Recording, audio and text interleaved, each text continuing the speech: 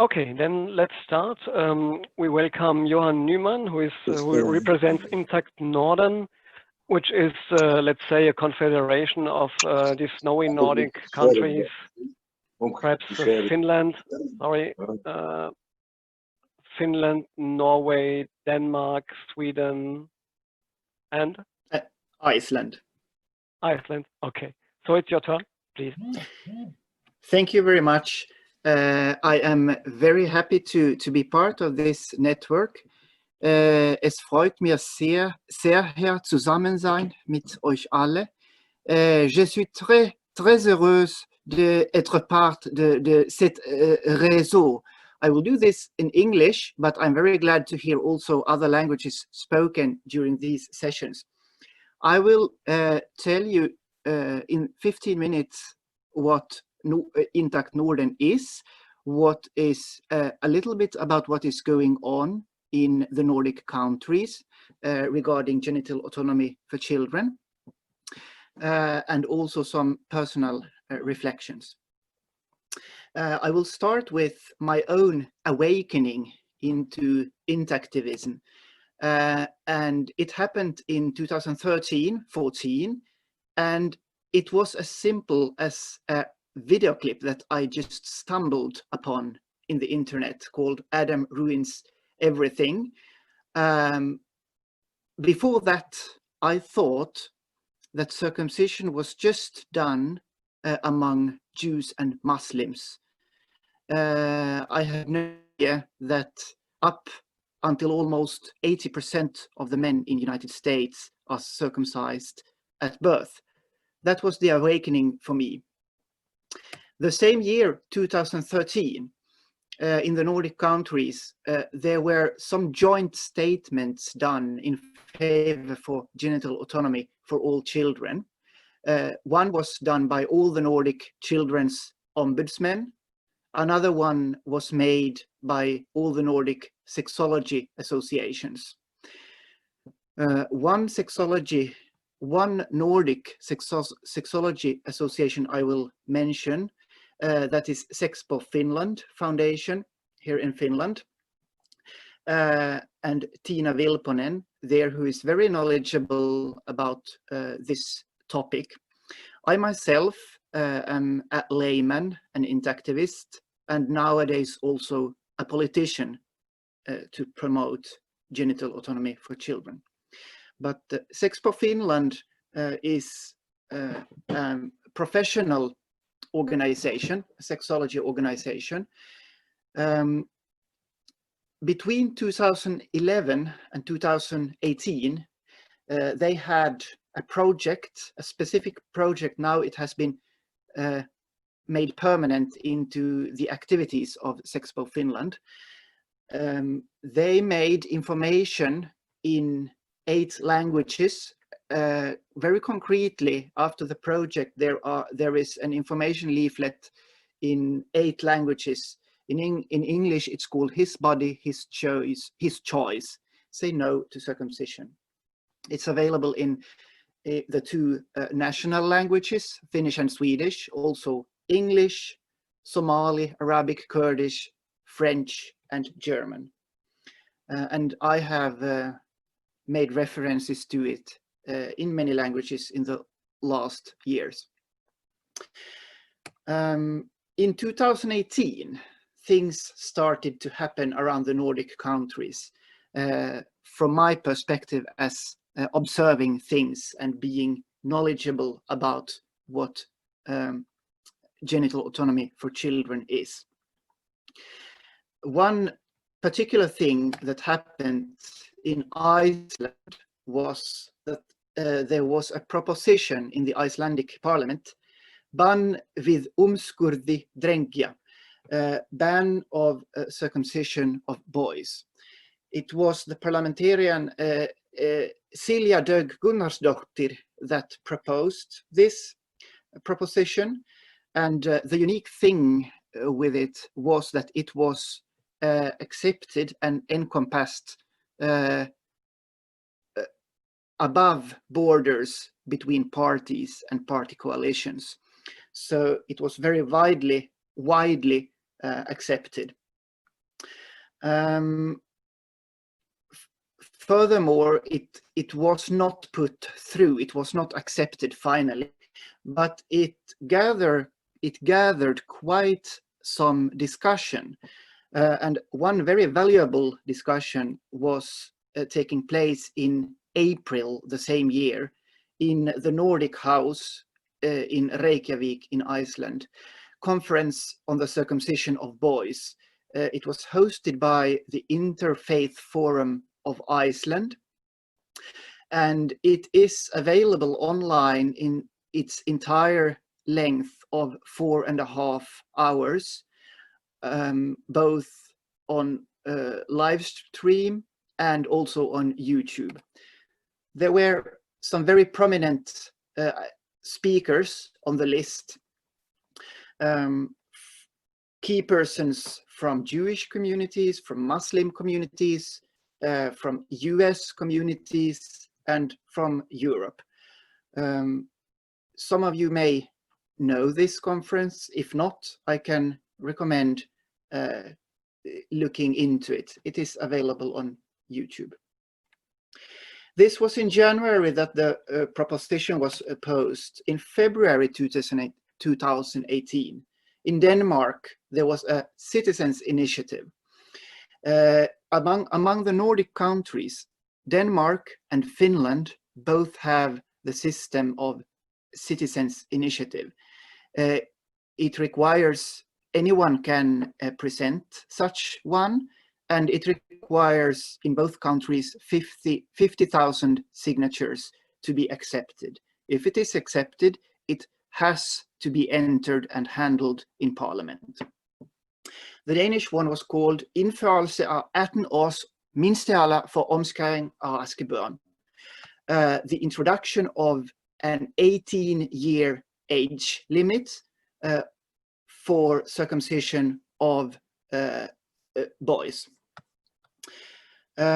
In June, it reached the 50,000 required signatures. It was accepted for handling in Parliament autumn 2019. Then it was paused, and as far as I understand, it will be re-entered in autumn this year. That was February. We go 2 months, we continue 2 months. In April in Finland, there was also a citizens' initiative, but only regarding girls, only regarding female genital mutilation. It was initiated as a commercial campaign of the Finnish textile company Finlayson. People could sign it online in the official channel, but in the same way as the Danish Citizens Initiative, I have understood, paper signatures are also accepted and counted manually. So in each and every Finlayson textile store, they had lists to be signed. At the same time as this activity was going on in different countries, we formed our network, Intakt Norden.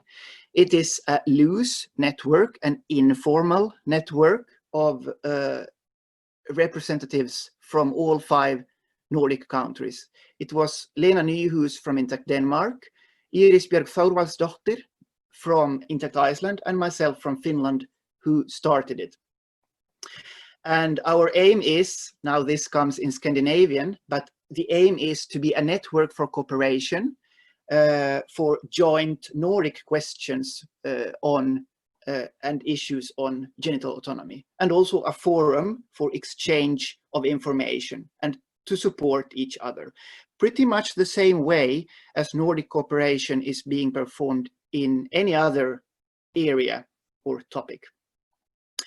A very concrete result of this cooperation was Worldwide Day of Genital Autonomy, 7th of May 2019, in my city, Turku, or Åbo in Swedish language, where Lena Nyhus from Intakt Denmark came and gave a speech on the topic of genital autonomy for all children.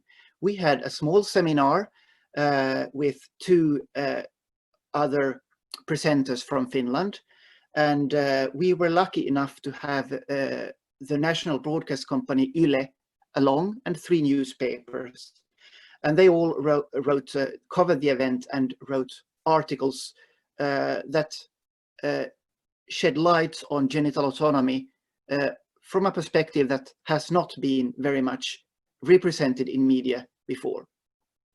We were very grateful for that cooperation and for the help from Intakt Denmark with that. We go forward to autumn 2019. Then it starts to happen in Sweden.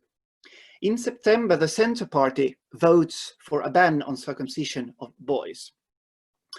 The party congress is the highest deciding organ of the party, but the party leader Annie Lööf, she proclaimed that she will obstruct the congress decision. So she said that she will try to make sure that the party does not elaborate on the decision that the highest organ, the Congress, made. In Sweden, as we go on, the next month, in October, the moderate party also introduces a party motion for an age limit or a ban on circumcision of boys. Our network, Intakt Norden, jointly sends out a letter of encouragement for the party motion to each of the 200 Congress delegates, and also all of the substitute delegates. So we send out over 400 personal emails to the Congress delegates. This was done 4 days before the party Congress. On the very next day after our letter, the National Council of Jewish Communities in Sweden reacts directly and makes a press release the next day on their webpage that it has come to their knowledge that a group called Intakt Norden has sent out this letter to each and every delegate of the party, and they send out a letter themselves also. So they reacted very quickly.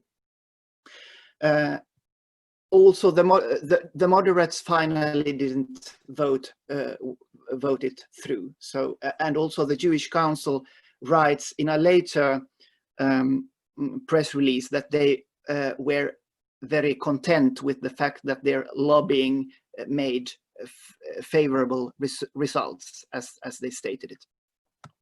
Sweden still carried on. In November, there was also a motion on a ban. That was by the Swedish Association of Local Authorities and Regions, which is a very important actor in Sweden, an employers organization that very much deals with health issues. It was not voted through there either. So there has been last autumn very much discussion going on in Sweden. Norway has a law that regulates circumcision of boys, but does not prohibit it in any way. This year, 2 parties have had motions on an age limit for circumcision of boys, Socialistisk Venstreparti and Fremskrittspartiet, but the party leaders voted against it. So as far as I know, it did not go through. In autumn 2019, in September, I joined a political party with the specific aim to pose a motion for to promote genital autonomy in Parliament for all children. My aim was to, as part of the work with the motion, to do also dialogue. I met Muhammad Azizi, a city council member of my town, who promotes that circumcision of boys should be performed by the public healthcare. The public healthcare is not interested in that. I met with the director of religious studies, the Institute of Religious Studies of my university, Ruth Illman. She's a doctor of Judaistics, and that was very good for me to get her point of view on this issue from a Judaistic researcher perspective. In February this year, I also had the fortune to meet over coffee with the Orthodox Jewish Chief Rabbi of Finland, Simon Livs. A very good discussion. I also met with the chairman of the Jewish communities of Sweden. He didn't want to be in a picture. Finally, I had a meeting with a member of parliament of my party and the Women's Association chairwoman of my party. To them, the idea of handling genital autonomy politically, parliamentarily, as a whole, without restrictions or without discriminations of any gender, to them the idea is very new. So we are trying to meet each other there. I will end by saying that the advantage we have in the Nordic countries, apart from doing informal cooperation, we also have an organ from the 1950s and 60s, the Nordic Council of Ministers and the Nordic Council. That is an advantage because they also accept motions. There have been discussions about whether a motion could be put there also to promote genital autonomy for all children. If so would be done, and if it would be accepted, then all the 5 governments of the Nordic countries would have to act upon it. And that was all I had to say. Thank you very much. And if there are any questions or comments, I will try to look at the chat, but maybe Guy can read them also. Thank you. Okay, then let's switch to the chat box. John Atkinson says he wrote an article about a law that was passed by Obama that may have affected, at least in part, why Iceland did not move forward with the ban. And he gives the link in the chat. Perhaps, John Atkinson, you want to say more? There you are. Oh, we do not hear you. There's a problem with your microphone. Sure. Can you hear me now? Okay. Yes. Yes. Okay. I had you on a separate mute. So anyways, the law was passed during Obama, and there was a little piece stuck into the law. This law was about relationships with international relationships with other countries. And it said something about persecution of lawyers, politicians, or other human rights advocates seeking to defend the rights of members of religious groups or highlight religious freedom violations, prohibitions on ritual animal slaughter, or male infant circumcision. Yeah, thank you for putting that link. I know I heard about that, but I never managed to get back to the link. So thanks for that. I will look into that again. Robert Daoust asks how Norway exactly regulates circumcision of boys. That I cannot say in particular. I have a link to the law, but unfortunately I have not had time to read it through. I can take that question and transform it into my own country, Finland, and shortly comment on that. That is also why they wanted an FGM citizens initiative. In Finland, there are associations who point out that Finland is the only Nordic country without a specific law on female genital mutilation. All the other 4 Nordic countries has such one. But our Finnish law for assault, the paragraphs on assault and serious assault, they already cover circumcision of girls and boys. The problem there is that this law is implemented fully when it comes to girls, in every level, in the social sector, in the healthcare sector. The social services have gotten clear instructions how to take custody of a girl if they see that she has been circumcised. So it is very, very specifically detailed and implemented when it comes to girls, not so when it comes to boys.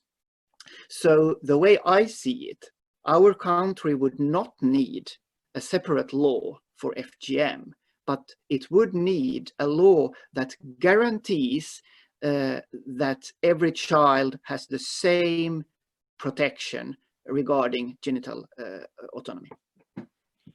Okay, Victor said that in Norway, circumcision simply has to take place in hospitals, and that some hospitals avoid to perform it as far as he knows. Jean-Christophe asks, can there be a legal objection if it is proposed to ban religious circumcision before the age of 18 in countries where FGM is banned, regardless of age, on the grounds of gender discrimination? Let me see how I would respond to that. I see a lack in the public discussion. I see a lack of nuance. I don't see the distinction being made between religious freedom and freedom of ritual. The religious freedom is granted, but that from that does not follow that we should have a ritual freedom, a freedom of ritual that is unlimited. The same democracy that grants religious freedom is also the same democratic constitution that puts a limit to ritual freedom. And this distinction between these two concepts, I find that is discussed way too little publicly. So most people seem to think that this is a limitation of religious freedom. Mm-hmm. And Victor says it's very interesting how people in high positions are ignoring democratic principles when it comes to MGM. I can remember in 2012 there was they questioned the population, I think about 1,000 German people, and they have results around about 75% who were against circumcision. And then you had 15% each to say, no, we need to allow it for religious purposes, and 15% who wanted to say nothing. Is it right, Victor? Victor, waren das die Ergebnisse 2012 in etwa? Victor, your microphone is off. Yeah, it was an official rate of 70%, and not agreeing with the MGM law being installed in December 2012. It was. And I think till now it should be even higher, the rate. So it's yeah, some politicians even were proud of ignoring the majority. And it's a dangerous development. It's very undemocratic. And I see there similarities in the Nordic countries as well, as Johan described. Maybe if I may do a final reflection that occurred to me when I started to get into this in 2013 and 14 and started following this genital autonomy topic. I don't know if most of you would agree or not, but I realized that in Northern Europe, as it is almost only Jews and Muslims who do circumcision, while for example, in the United States, it is so widespread. The problem encountered when promoting genital autonomy for all children is very different. In the US, it is more about cognitive dissonance. Because this was done to me, or because I let this be done to my child, or because I am a medical doctor and have done this to thousands and thousands of babies. It has to be right, it cannot be questioned, and the tradition must go on. While in Northern Europe, it is met with a skepticism in the form of, are you sure that it is out of concern of the well-being for the children you do this? It smells a lot like xenophobia or Islamophobia or anti-Semitism. And that is also something that makes people very, very scared to speak about this. And I think it is important to show that you can speak about this without being xenophobic, and you can also carry out a constructive dialogue with the representatives of the groups who do this.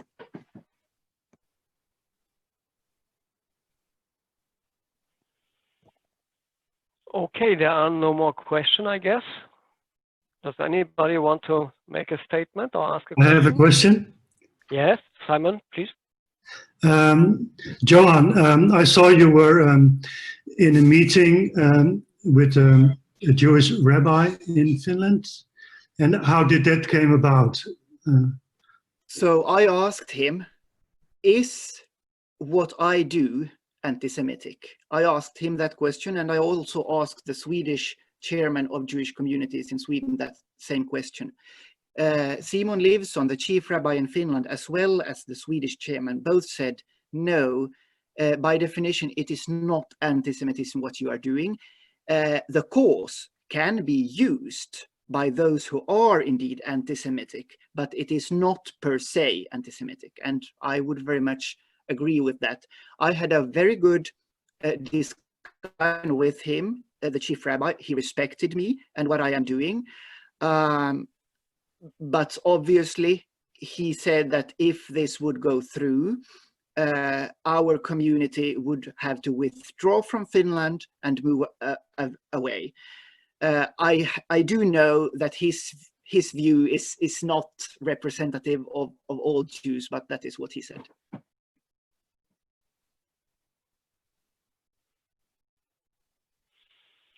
John Atkinson asked, can we get a quote from that rabbi about this not being anti-Semitic and where the definition is? Yeah, that's a good question, what the definition of anti-Semitism is. That I cannot, that I don't know specifically, but I can ask him if we could get a quote on that. Yeah.